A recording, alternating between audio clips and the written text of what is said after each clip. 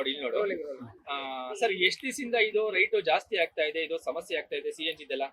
ಆಯ್ತು sir, LPG ಇವಾಗ ನಮ್ಗೆ ಬರಕಿಲ್ಲ. ಹಾ. ಅವತ್ತಿಂದ ಎಲ್ಲ ಪಾಪ ತುಂಬಾ ಆಟೋ ಚಾಲಕರು ಹಾ. ತುಂಬಾ ಎಲ್ಲಾರು ಬಡವರು ಸರ್, ಯಾರು ಸೌಕಾರ ಅಂತ ಏನು ಇಲ್ಲ. ಹಾ.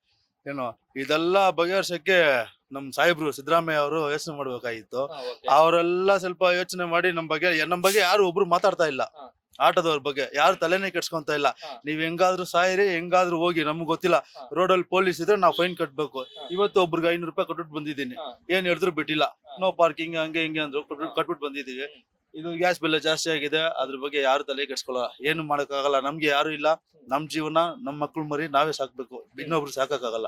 ಅದಕ್ಕೆ ಯಾರು ಏನಿಲ್ಲ ಎಷ್ಟು ಸರ್. ಜಾಸ್ತಿ ಆಗಿದೆ ಇವಾಗ? ಒಂದು 15 ಇವಾಗ ಸರ್ ಈ ತಿಂಗಳಲ್ಲಿ 12 ರೂಪಾಯಿ ಜಾಸ್ತಿ ಆಗಿದೆ ಸರ್. ಮತ್ತೆ ಓಕೆ. ಇವಾಗ ಈ ಹಾ. ತಿಂಗಳಲ್ಲಿ ಹಾ.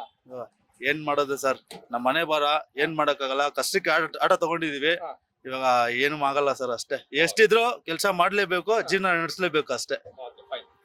ಸಂಪೂರ್ಣ ನ್ಯೂಸ್, ಇದು ನೊಂದವರ ಧ್ವನಿ.